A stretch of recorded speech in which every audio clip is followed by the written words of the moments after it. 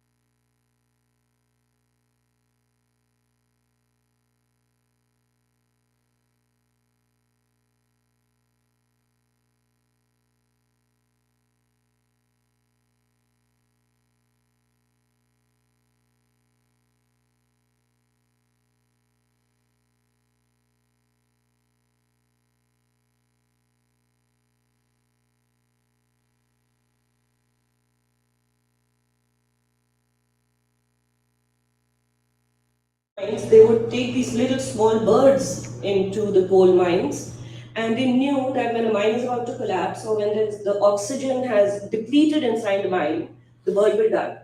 So they used to just keep the bird there, and the minute the bird starts squawking or dying, everybody else would rush out because they knew that the bird will die of oxygen, lack of oxygen before people will. So it was kind of an early warning system. And I'm actually suggesting that that's something we should consider, that the most weakest and the most vulnerable people actually work as canaries in a coal mine. They will warn you. The way they are impacted will kind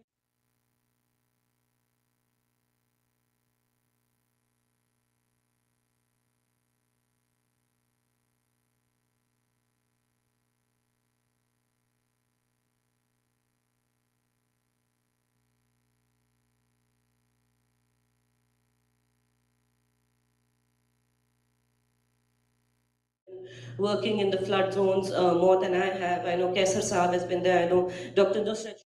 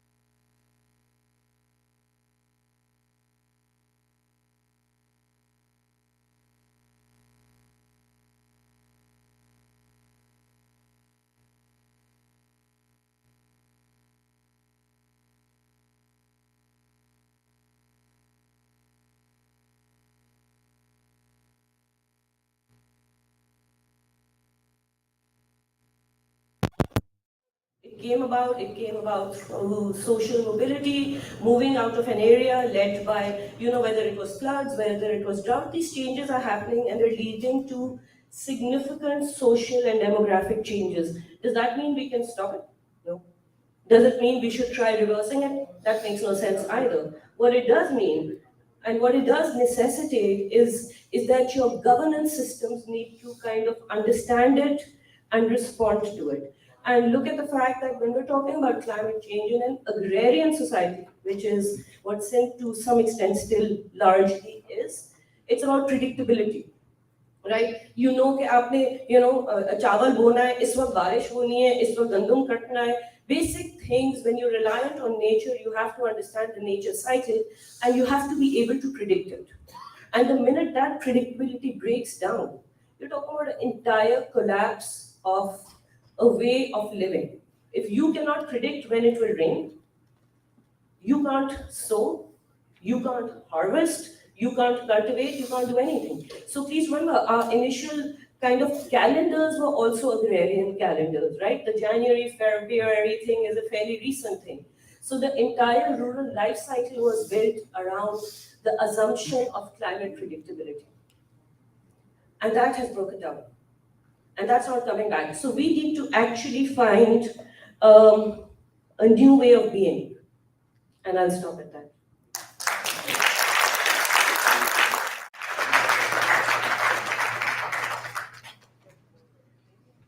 Thank you, Nazis. Great presentation, and Nazis also highlighted some key areas that need to have a continued observation. Next, we'll go to Dr. Kesa Bengali to make remarks.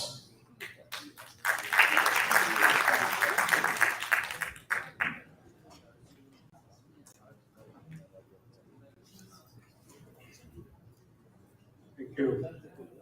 After hearing Zoya and Nazish, I don't know whether I should even be speaking. Very scholarly works. Nazish is connecting the dots from the longer term impacts, going to the past and then the future. It's very scholarly. She's a bottom of it. Yeah. She's a bottom of it. Gee. Not top. I'm not an environmentalist. I'm a numbers person. I can predict if I have numbers before me. I mean, the crisis, the economic crisis Pakistan is facing today, I predicted 23 years ago because I was looking at numbers. If I don't have numbers, and climate does not have numbers, so I'm not very good at it. But I'm a policy person. I was in government in 2010, 11 when the floods came and dealt with the floods. And we're after 22. From mic में बोलिएगा आप. Thank you. After 22 floods, some of us put together a group in Karachi that includes the Nurul Shah and Shamsuddin Sheikh and a couple of other people.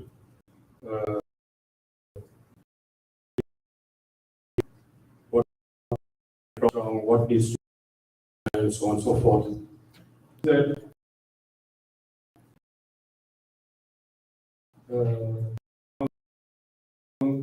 2010 floods in the flooded areas, in the camps.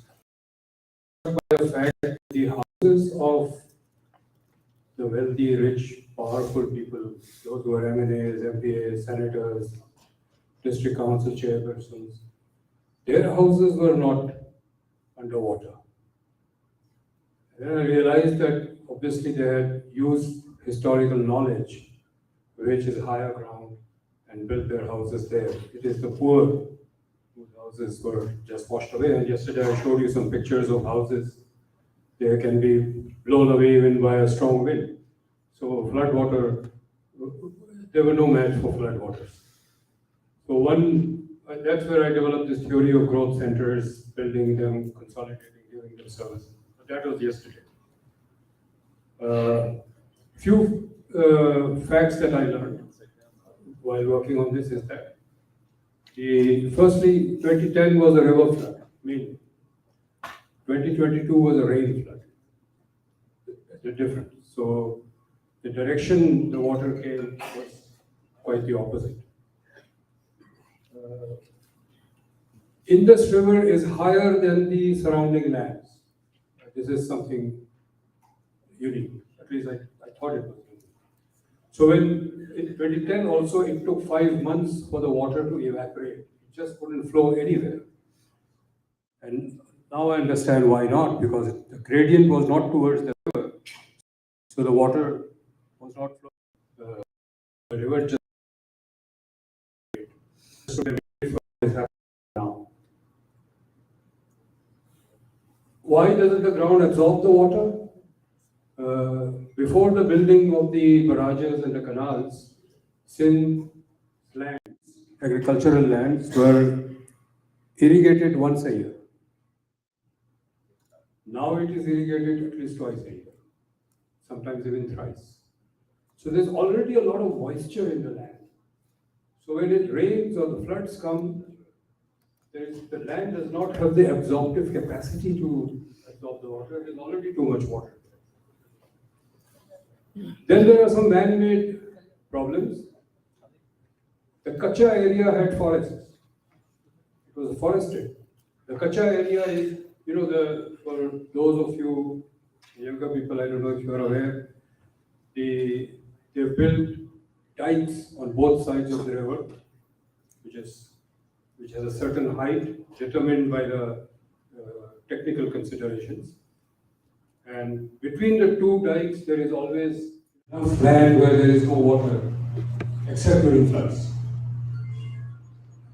In English, it's also called the floodplains.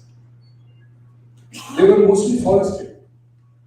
In the 80s, most of the forests were cut down. They were cut down because the military regime of Ziaullah said that this is the hideouts of the dacoits. So cut the forests. So the forests are gone. Almost all forests are gone now. There are no forests in the entire area. Once they were gone, people found this area cultivated. And rightly so, it is very rich soil. So why leave it waste? It was cultivated. And of course, it was the powerful people who got pieces of land leased to cultivate it. And the one thing the forest did, it broke the force of the water that was coming, the floods. And because the flood comes, it swirls. It broke the swirl and it protected the dikes. Now the dikes have no protection.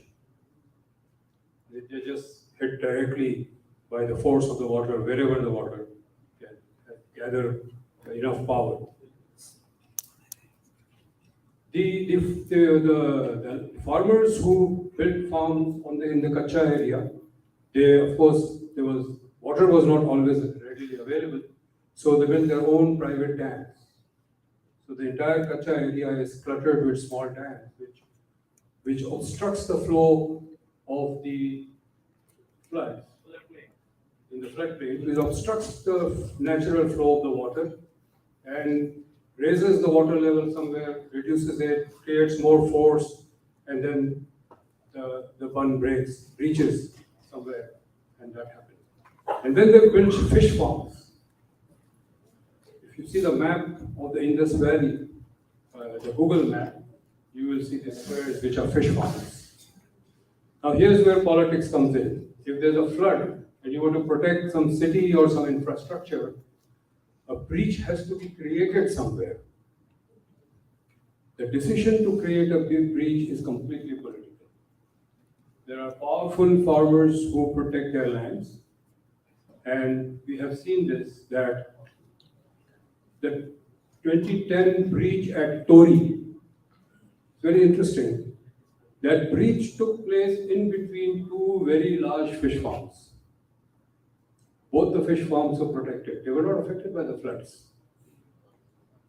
2022, they delayed the breaches, wherever the breaches had to be made, for 2 days. The reason being, the owners of the fish farm said, "Crore rupees ki machli hai. If the floods come, they will all be washed away. Let us first remove the fish." They first removed their fish, and then the breach took place. I was sitting with the Chief Minister in 2010. About 2 o'clock in the morning, it was. The Irrigation Secretary was there. DG Rangers was there. And the Irrigation Secretary with maps showed that this is where we need to create a breach to save the city of Khairpur Nathan Shah. The Chief Minister said, okay, go ahead, do it. And he came back after about 20 minutes and he said that there is a local landlord made dike over there behind the main dike, and his armed men are sitting over there and they will not allow the breach to take place because the landlord wanted to protect his lands. So the DG Ranger was already there. He said, if you allow me, I will remove this people. So the Chief Minister said, yes, go ahead. As soon as he had walked out of the door, the Chief Minister said, call him back. He said, no, don't do anything. He said, tomorrow it will be all over the newspapers and the media that flood se to koi nahi mara, goliyon se mar gaya.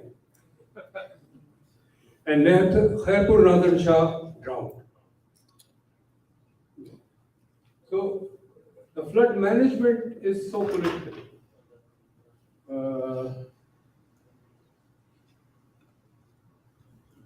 So what do? The work that we are doing now, the drainage channels in Sindh are meant for agricultural runoffs. They don't have the capacity to cater to flood water. So one thing we need to do is we need to enhance the capacity of these drains by widening them. You can't deepen them because then you will disturb the gravity flow. You have to widen them and so that it can also take flood waters. We have, for rain flood, which basically comes from the Kirthar mountains from Balochistan, we have identified 2 areas for drawing a channel from the Kirthar to the Indus River, one to the Indus River, another to Manchar Lake, so that the flood water doesn't go all over the place. They are channeled and brought into the river. When you bring it to the Indus River, you have to have a pumping station because it will not go directly into the river. The river is higher. So that proposal that we have prepared for it. Manchar Lake was even discussed 2010 that you build embankments around Manchar Lake so it becomes a reservoir. It can store more water because you've created a wall around it, and you have spillways so that whenever you want the water can be drained directly into the Indus River. We have information. One of our group members have given us information that some work is going on there. So one is hoping that what was discussed very intensively in 2010 and never done is probably being done now. One is hoping that something is happening there. On the right bank, left bank, the right bank is if you're moving from the Punjab towards the coast, you're flowing along the river. The right bank is Shikarpur, Larkana, Dadu. These are areas. On the left bank is, Khairpur, Nawab Shah, and others. On the left bank, there were already natural drains. They were called thoras. Most of these thoras have been occupied. There are either cities there, settlements there, or agricultural farms.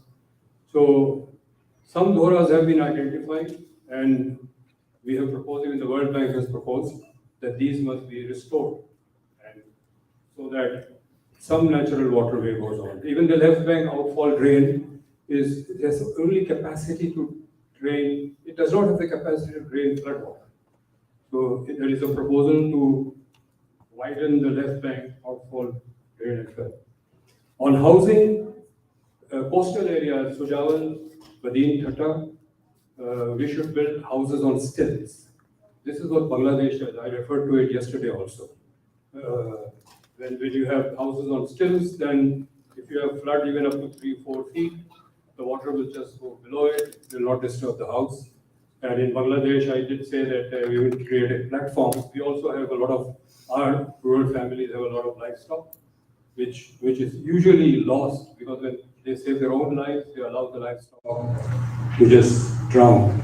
So they have created platforms where people can bring their livestock and keep them there till the cyclone or the flood is passed. I think this is something we need to learn from Bangladesh and do it ourselves.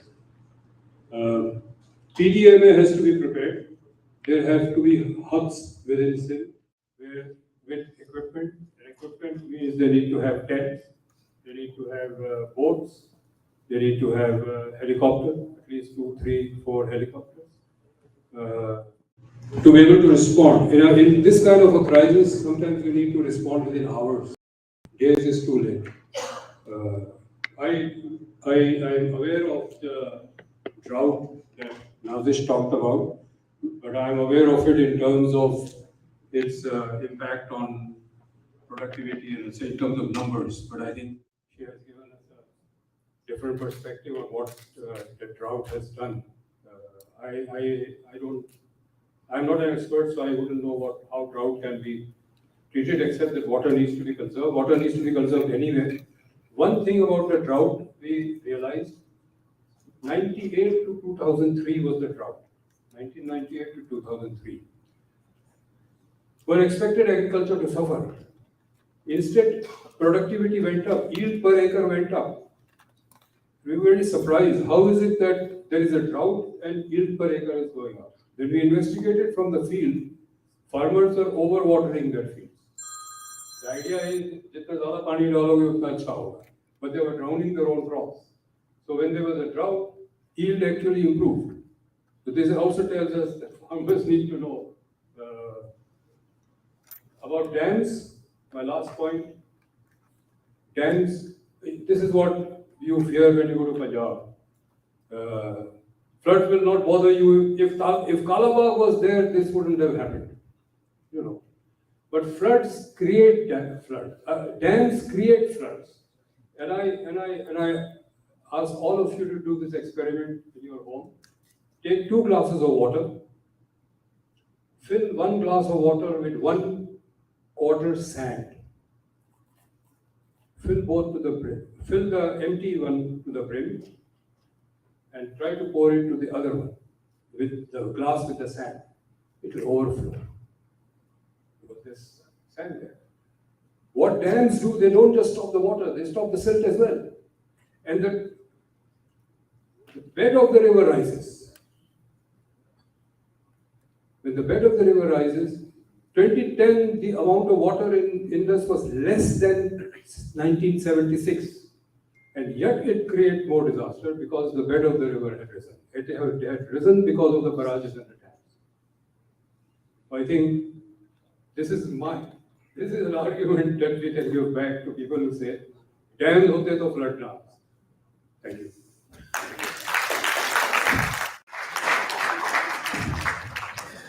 Thank you, Dr. Bangali sir. Next, we'll invite our guest, Syed Mobile Asha, to hear his remarks, and then we'll conclude and open up for questions and answers. Please, round of applause.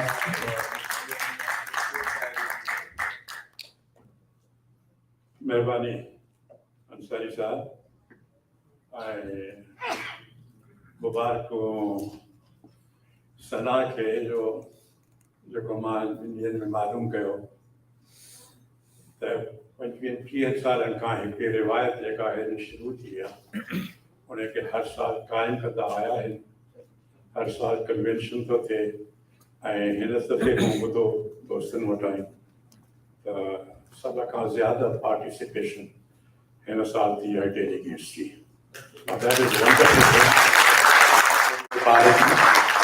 It's just taking roots. It's not easy. It's a very difficult thing. Getting people together from a vast country like the United States, and also getting people from Canada and other places. It's a huge challenge, and that it's being successfully met is a remarkable achievement. And congratulations again. Now about this subject. Sustainable development and how to counter the effects of climate change.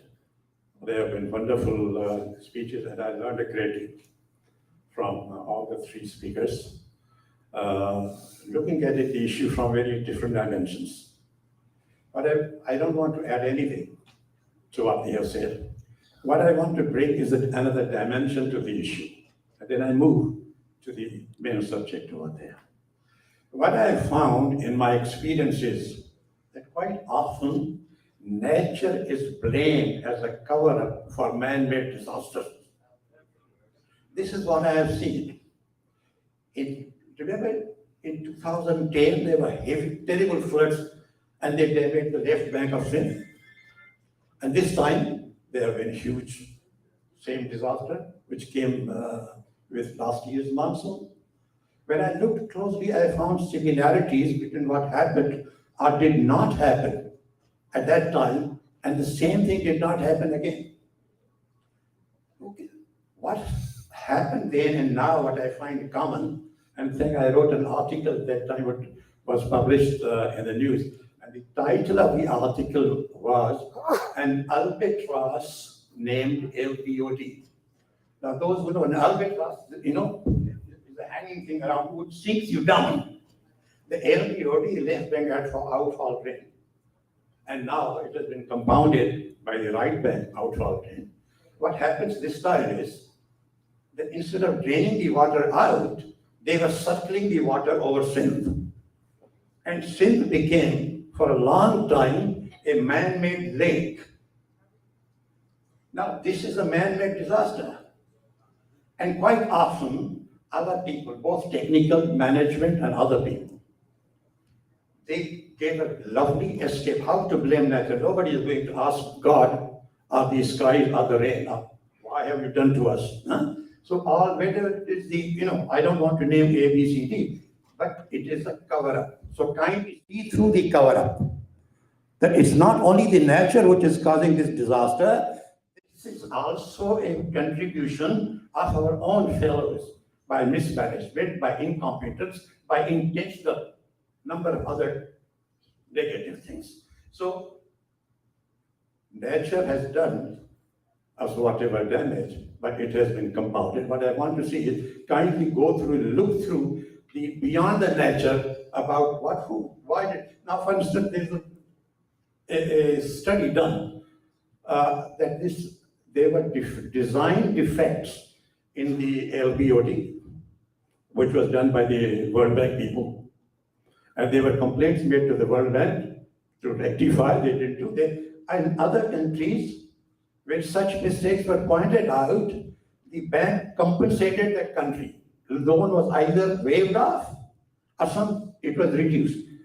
But because Pakistani people were involved, not only the design was made by outside people, but its construction partly by Pakistani engineers and other people, and its operation over the years also by Pakistani people.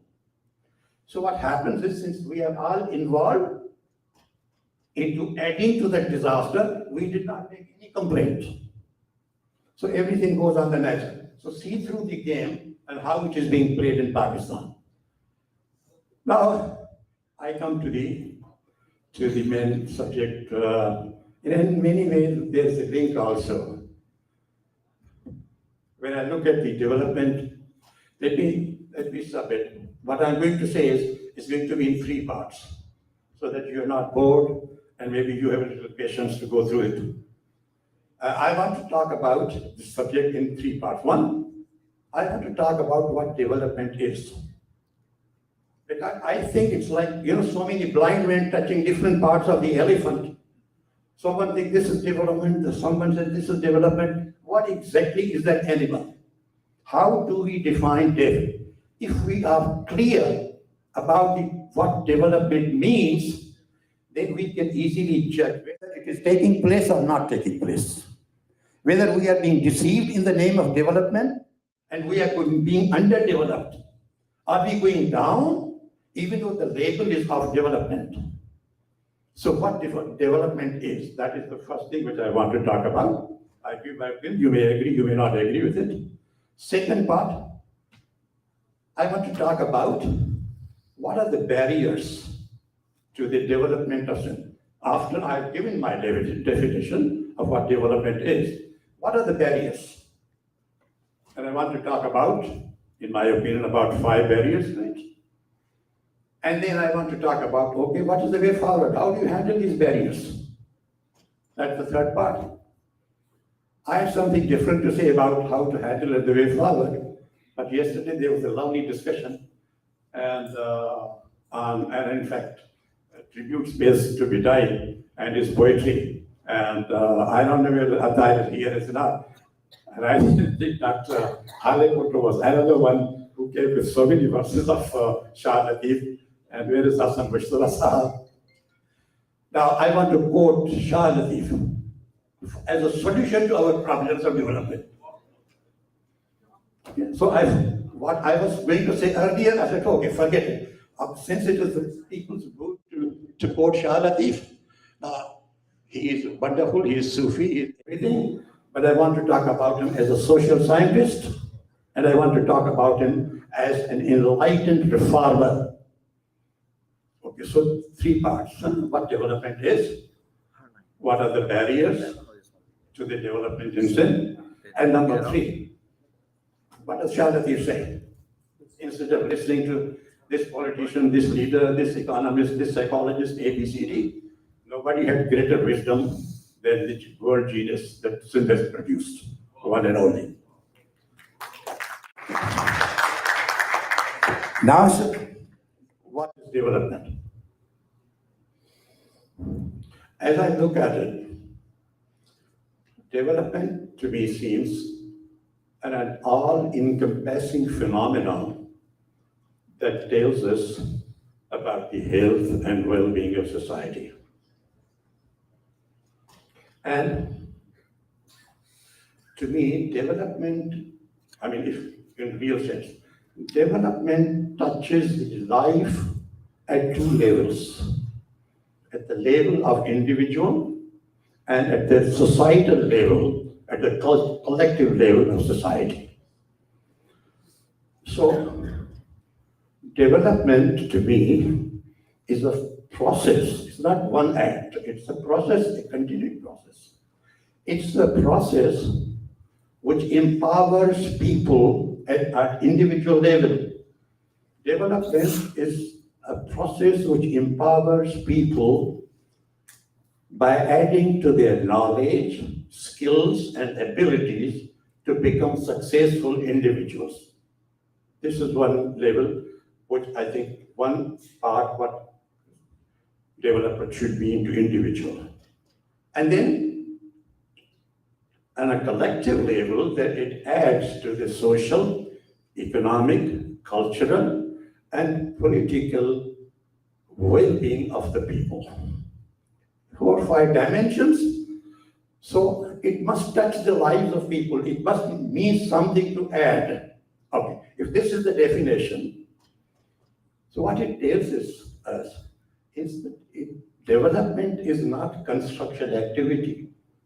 And development is more than economic growth. Because there's a political, there's a social, there is intellectual, there are cultural aspects to it. So development is about people and development is for people. If it does not meet the criteria, it can be any other activity, whatever the government or the media or the PR company says.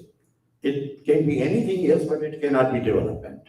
So the first thing that I wanted to convey was that development is empowerment of people, full stop.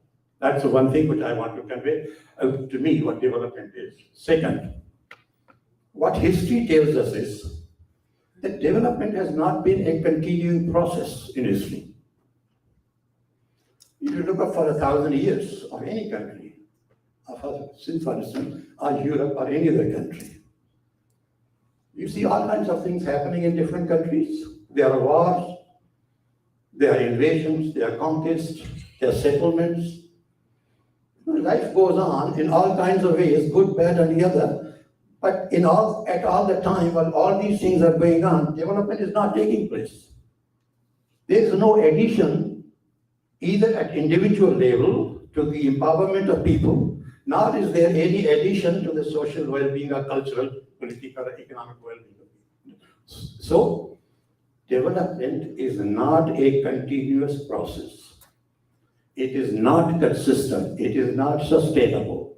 It happens at certain times under certain conditions. That's the second point which I want to make, that development is not a continuous, consistent, sustainable process. So what is it? It depends upon certain environmental factors. If there are supporting factors, then the development will take place.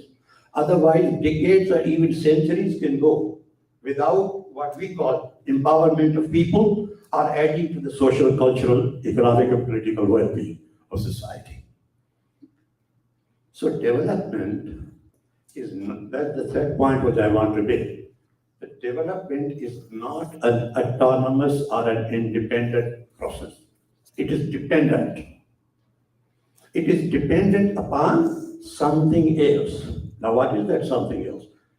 That something else is an environment which is made of a number of factors.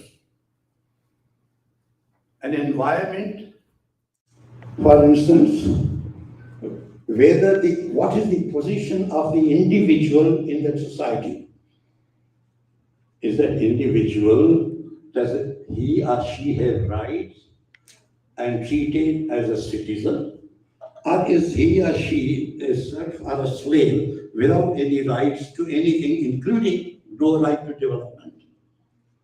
Two, it is also influenced by what are the norms, values, and customs of the society in which individuals or people live. What kind of values are guiding it? Are these values that contribute to the empowerment of people? Or these are the values which only contribute to the empowerment of the ruler, the king, or the conqueror, or the general, or whoever, and the people can go to hell? What kind of a society is it? And number three, what is the government, institution of government? What are the laws? What is the politics? What are the policies? What are the systems of government? Because they all impact upon individual and what happens to him on positive or a negative side. So there are three things on which development is dependent on whether it happens positively or it does not happen. One, what is the position of an individual in the society? Does he or she have rights or none? If it has, there is a chance. The more rights or liberation he has or she has, there will be the chances of better development. And number two, if society has an enlightened, is an open mind, there is a different thing. Similarly, the government, I'll come to it a little more in details. So, three things. One, that development is empowerment of people. That's the first thing which I wanted to make clear to me.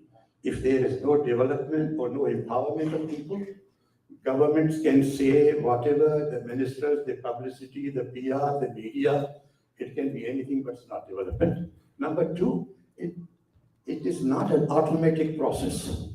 It is a dependent process. So we should, again, it's dependent on the environment where individuals' position, society's norms, and the government's rules, laws, politics, systems of governance are related. Now, the whole thing, what is the individual's position? What are the environmental factors? What are societal factors? What are the government? All these factors, their interaction is bundled under one name, say the culture. What is the culture prevailing in that society? Is that culture enabling the development or is that culture not enabling the empowerment? So, three things. One, the development is empowerment. Two, that it is not consistent. Don't take it automatically just because there is a government, therefore automatically there is development. Doesn't happen. There have been centuries, including our quotes when I go back to my last point at Vasha that you said about. So centuries can go. if that culture of environment, which is made of various factors, as I said, if it is not an enabling, creating not an enabling environment, there can be no development, decades and centuries can pass. So three things. Okay, now let's come to Sindh. If culture, if development is dependent upon culture and it's not an independent factor, what has been the culture in Sindh? Has it been supportive of development or has it not been supportive of development? Now, as we all know, we talk about development, but that there have been reservations, concerns, and general feeling in Sindh of the population, and also what came up from discussions here on the last 2-3 days, plus the outside activity, that there is a concern that Sindh is going down instead of going up. Now, if this is a general consensus, obviously it is a serious and a very, very concerning thing. So when I look at it, okay, so what are the forbidding factors? What have forbidden? What barriers have existed? So I find 5 barriers, let us say. 5 barriers to the development of Sindh. And there are a number of other things which I'm cutting out, keeping in view the time concern, but if there are questions, we'll get to it. So there are 5 barriers to me. 3 of these barriers are common between Sindh and Pakistan. And there are 2 barriers which are specific to Sindh. All 5 together have contributed to apply brakes on the empowerment of people and social, cultural, economic, and political development of the people living in Sindh. What is the first barrier? The first barrier is what has been continuing for centuries, the medieval and feudal system of society, where the individual has no rights, where the equality or equal treatment of people is neither recognized nor respected, where the minds are not liberated. They are under the clutches of whoever, either the feudals or the clergy or whatever kind of a state there is. So feudalism has been a principal barrier for centuries. Now, when you look at Pakistan, feudalism is largely their social and their political and other factors, but the one foundation of feudalism is the large land holdings, which gives them the clutches, the power. Normally, one would expect that in 20th century, 21st century, we will be enough enlightened to see that this is what the whole world believes. The strangest thing is that in Pakistan, instead of abolishing or decreasing or reducing the value and importance of feudalism, it has been increased. Feudalism in Pakistan has been strengthened instead of being weakened, much less being eliminated. Now, when did it happen? And how was it strengthened? We know that, there were land reforms made, one during Ayub Khan's days and another land reforms during Bhutto Sahab's days. There was a second land reform, which Bhutto Sahab had announced in 1977. But when Zia overturned the government, then Zia used his newly created federal Shariat court to declare that land reforms is un-Islamic. Now, there are many Muslim majority countries where land reforms have been implemented, but nobody there has said that the land reforms have been un-Islamic. This is a new alliance that between the state and clergy sometimes, which has retarded the growth in Pakistan. So the federal Shariat court says it is un-Islamic. Now nobody has filed an appeal because you know what the result of such thing will be. Second, by land reforms, the purpose was that state land and an extra land of the landowners will be distributed to the landless peasants or small peasants so that you give them a sense of ownership and you widen the base on which a middle class can emerge. Now, after the land reforms have been made un-Islamic, what happens to the land? There's a lot of state land.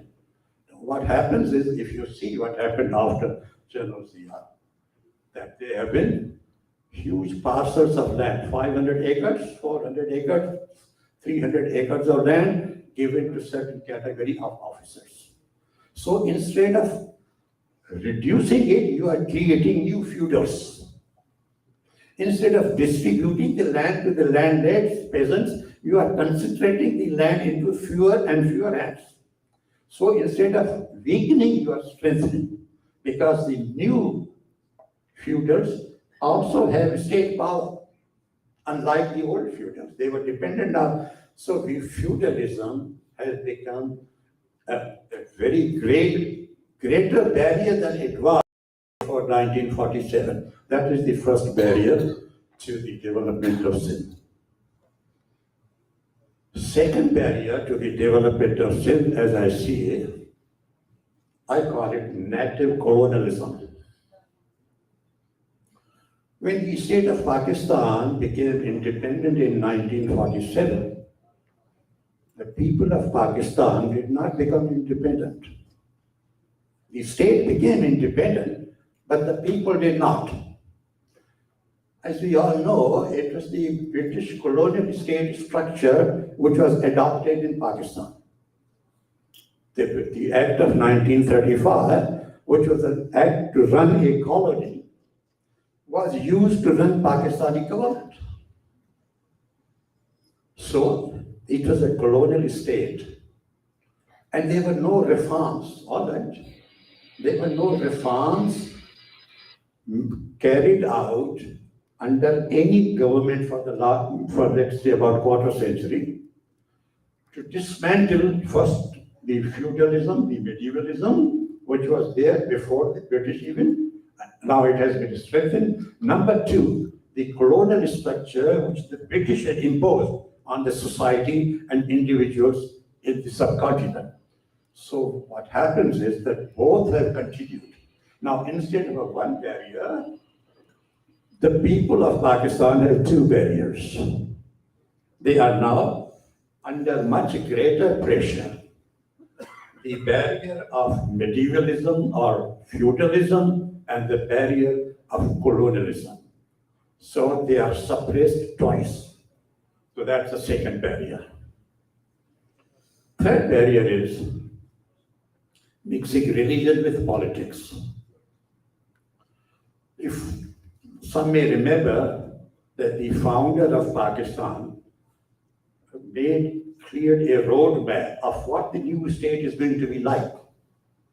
In his speech to the first Constituent Assembly of Pakistan on 11th of August 1947, Mr. Jinnah said, state will have no religion. Whoever is living in Pakistan, whatever is your religion, Christian, Hindu, Muslim, they are all equal. And the state has no business to interfere in the religion of anyone. 6 months after his death, that was overturned by his own nominees, by his own government. So, since then, the state has had a religion. And over time, after 1980s, it has been difficult to even distinguish where politics ends and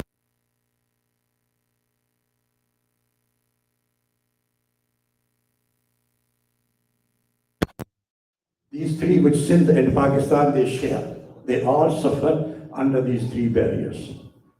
Now there are the two other barriers which are specific to Sindh.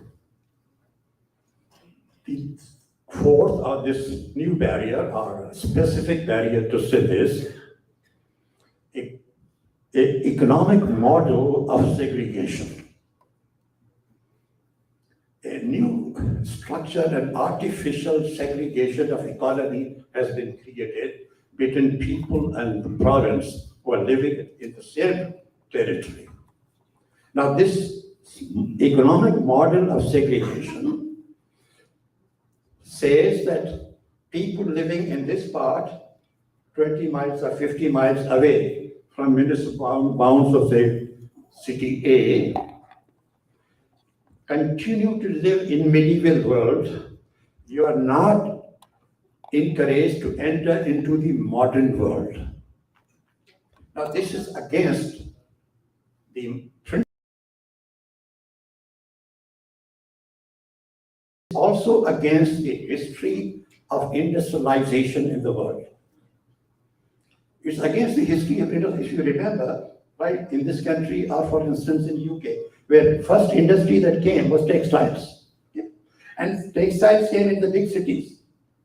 If it was London and Birmingham and Leeds, there were textile mills. There were also textile mills here in New York, in Boston, in Philadelphia.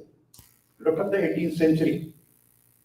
Then what happened is, as the value of the land in the major cities increased, became costly, utilities became very costly, labor charges became costly. Textile is a very low addition in terms of value, low value addition, only 13 to 15%. So it became uneconomic to keep them in London or New York or Philadelphia. So they moved out to South. And then the further Egypt went to South America or to Asia or to Africa, where the costs are low so that you can make the profit. In Pakistan, and in Sindh, it was reversed. The textiles would make 13% and were established in Karachi till 75 years later, have not been relocated to where cotton is grown. Normally, the economics will tell you that where your raw material is, where the cost of land is low, where the cost of labor is low, where the water is cheaply available, you should go there because the economic logic says your cost of production will be less, therefore your profit margin will be higher. Not so in Sindh. So this is an artificial barrier which has been created against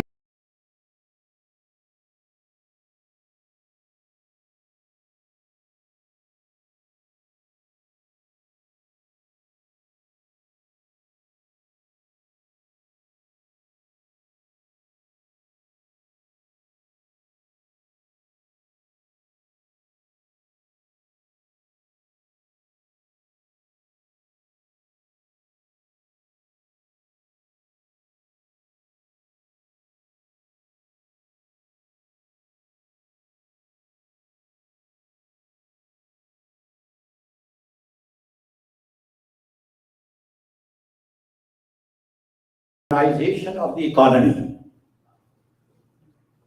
So where the industrialization takes place, where commercialization of economy takes place, where technological opportunities arise, where urbanization results, most economic opportunities, most new skills, new technologies are available in that area. But if you are prevented from entering, moving from medieval to modern, you have no access to the new knowledge, to new opportunities, to the new technologies, and you remain in the 17th or 18th century or 50 miles away, maybe 21st century. So that is a specific barrier which has been created. It has added another problem.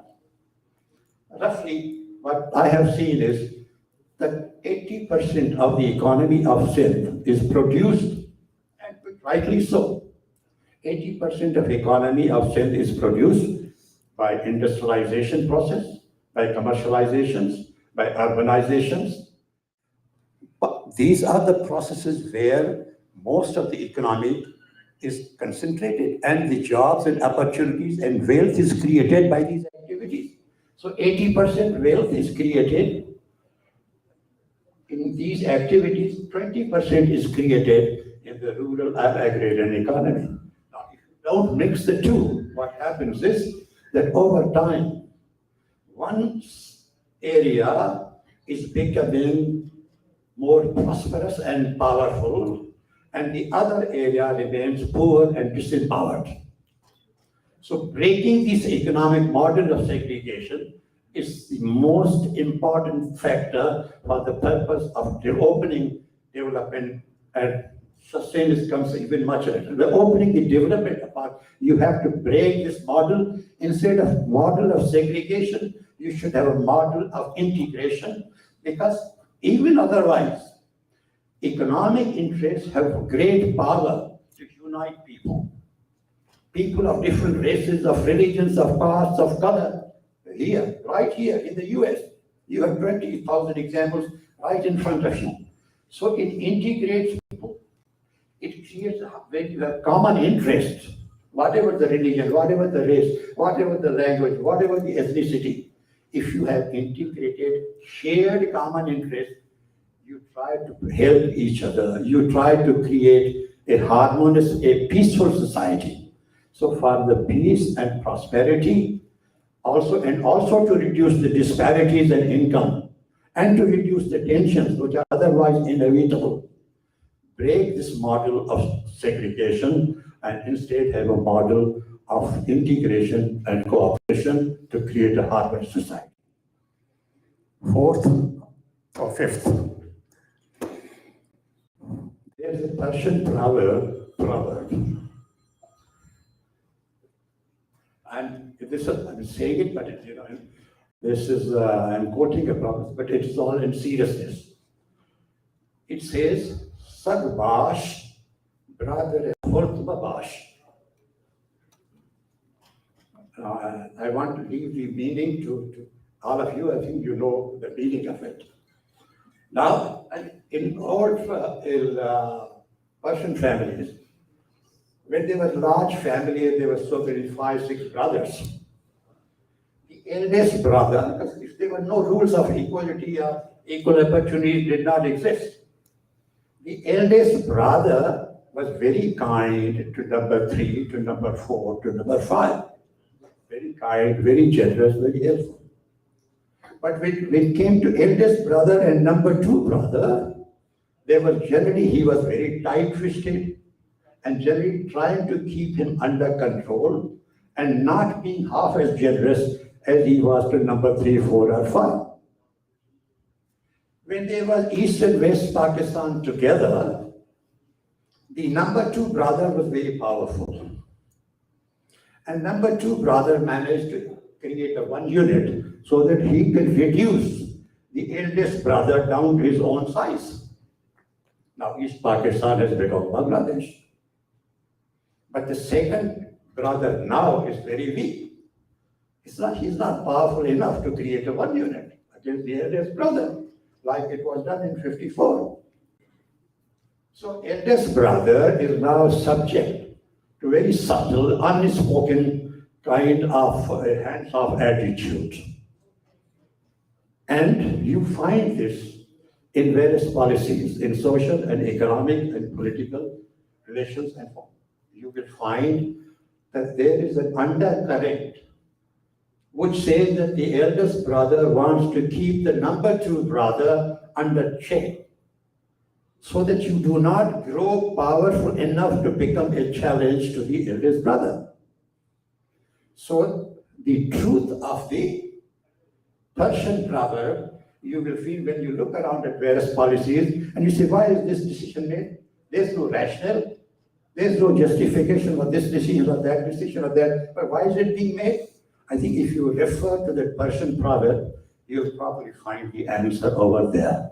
Sagbash, brother khurd babash. Now what to do about it? Okay? Now what to do about it? We go to economists, we go to scientists, we go to politicians. Where do we go? Way out. We are downtrodden, we are poor, we are weak. Who's there to help us? When I looked around and I saw the solace, the support, and the wisdom that came from the verses of Shah Latif, answered my anxiety that here is a genius. Here is Shah Latif, 300 years ago, he was describing the conditions of Sindh. And you will see that not much has changed. If Marvi is talking about Anin and Chadin, Duttudihari Sumra, my people are so poor that they cannot afford to spare a day without work, otherwise they won't have food to eat. Millions of people or families in Sindh that go through the same thing that the Marvi's people were going 300 years ago. Look at the status of women. Yesterday, somebody was talking about Shalai's verses of ancestry, but I will see from another angle. Here is Sassi that tells about how difficult and hostile the society 300 years ago is to women. And she says, Dadan, Deran, Dungran, Trinidinam Dukha. The elders, the feudals, the power elite of the locality, Babur town, or any other town in Sindh, they run my in-laws and Dungran, the general environment, not just the Pahad, but the cities and the towns and the villages. So Dadan, Deran, Dungran, Trinidinam Dukha, till today. Look at the abduction, the kidnappings, and the harassment, and what kind of things are being done, and there is no access to justice. So that is Shah Latif said. Plus, we can talk about number of other tools. Idea is that he's painting a picture which is still true today, have not been removed. Feudalism and this native colonialism and this other barriers that have been added. So Sindh remains largely as it was 300 years ago. Now what does Shah Latif say? How to get out of it? There's one thing he says, try and remember one thing, which comes from his poetry. Nobody will help you if you don't help yourself. Empower yourself. The only message that I can get reading 20 times Shah Latif is empower yourself if you want to change your position. If you want to get better things, no one will help you. Now, how do we empower ourselves? He says there are 5 ways Shah Latif has said, and they are still valid today. He says, first, acquire knowledge. And there are 3 verses that I can quote where he says, emphasizes, Jahil na thyo, padho, ilm hasil kyo sab. Pani mathe jhupda, murakha unyamaran. I don't want to go into the full. Just one line conveys everything.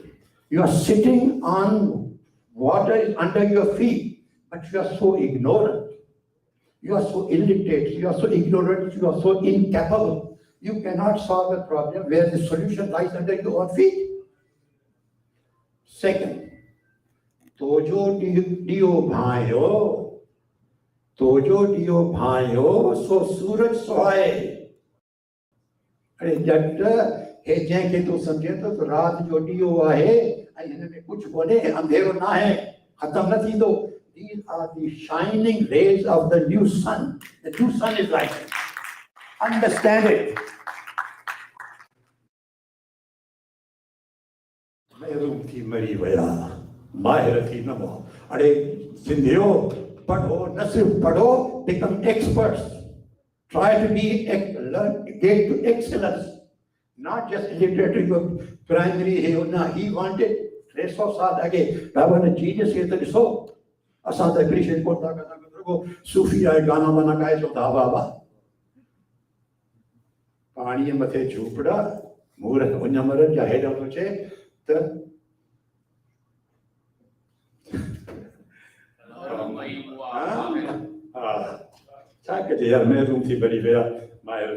Okay, now one. Second, he says hard work. Don't be lazy. work hard to create wealth. Sutav thi jag, nindra na kaje etri, sultani suhag, nindru kade na mile. Now, sultani suhag is what? What is the main feature of a sultan or a king? Power and prosperity. He is a ruler. So he says you will not be poor, you will not be disempowered, you will get power and prosperity. But work hard. Sutav thi jag, nindra na kaje etri, sultani suhag, nindru kade na mile. And worry another. So, first acquire knowledge, and not ordinary, but true experts. You can be a solver, solution of your problem. As he said, no, nobody will empower yourself to solve the problem. First, empower yourself by knowledge. Second, by hard work, and third, respect time. The time, even we used to hear there are 4 factors of production: land, labor, capital, management. Now there's a 5th factor of production: time. 300 साल रह गए जो मानो तो बाबा का हाल करे तत्तीय थती का है ना है वेद विहण जी. Don't waste time. Okay, this is hard, this is cold, this is night, this is day, this is rain, this is what? Tatiya thatiya ka hai na hai veda vyanji. Respect time. Today's economics says the same thing which Charlotte was saying 300 years ago. 3 things. Fourth, most of you who are in science students, they know. You should know that. So, what was the discovery? How was the discovery of, by the theory of Isaac Newton's theory? Huh? So, it was because he became curious why the apple is falling down and why not right, left, or up. See? It led. So from one, he became curious, he asked the questions, and then it led to various solutions. And new doors opened. See? Now, 300 years ago, Shah Latif says, Puchan se pasan angana aji ban jao. Those who ask questions will discover the secrets of what is unknown today. To the ignorant, it is unknown. They don't know. But one, acquire knowledge, work hard, respect time, and ask questions. Don't be silent sufferer. Ask questions, and in today's language, challenge the status quo. Why are you poor? Why are you disempowered? Why are you not getting your rights? Ask questions. Put say pasan, angana ajiban jao. And lastly, he says, this is 4 things that you should do. There is something else, because government is a factor. Government, so he said, no, there can be good governments, there can be bad governments, pro-people government, bad people, anti-people government. And he says 2 beautiful verses. Vaya mor mari, hanjun rayo hekdo, vatan thyovari, kudan kane ranjo. If you have, and somehow the misfortune comes and your country is ruled by anti-people, Kave. If they are ruling, instead of more and peacock, it is the crow that is ruling the anti-people force. Then what to do? He's talking about the crows and Kave. Bahar goli hanjaji. Andar karo kaam, asliyat radiyat. They are crows, they are anti-people, but they pretend to be friendly to you. Bahar boli hanjaji, andar karo kaam, ehro thallo tham, bhani chona bhola kaje. So, he gives this solution. There are 5. Okay? My friend is also getting impatient. He's a scientist. Okay. Now, if you I can't find any better way for Sindh except to implement what he has been telling us since 300 years. Our fault is we have done injustice to him by reducing him to just merely a Sufi poet and forgetting his philosophy, his scholarship, his reformist agenda and everything. I see no better way than following the reform agenda of Shahid Latif for Sindh to get out and solve and overcome the barriers. Thank you very much.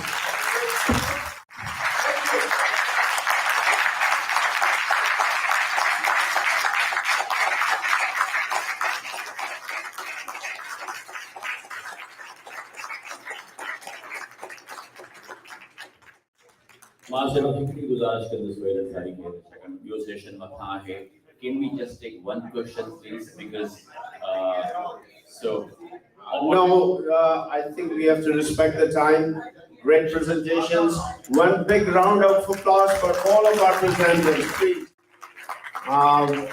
Absolutely great contributions. We'll skip the question and answers. Everybody is here. They are here all night. You can ask them the question anytime. And I think let's take away what they have given us to think about. So it's your time to think about.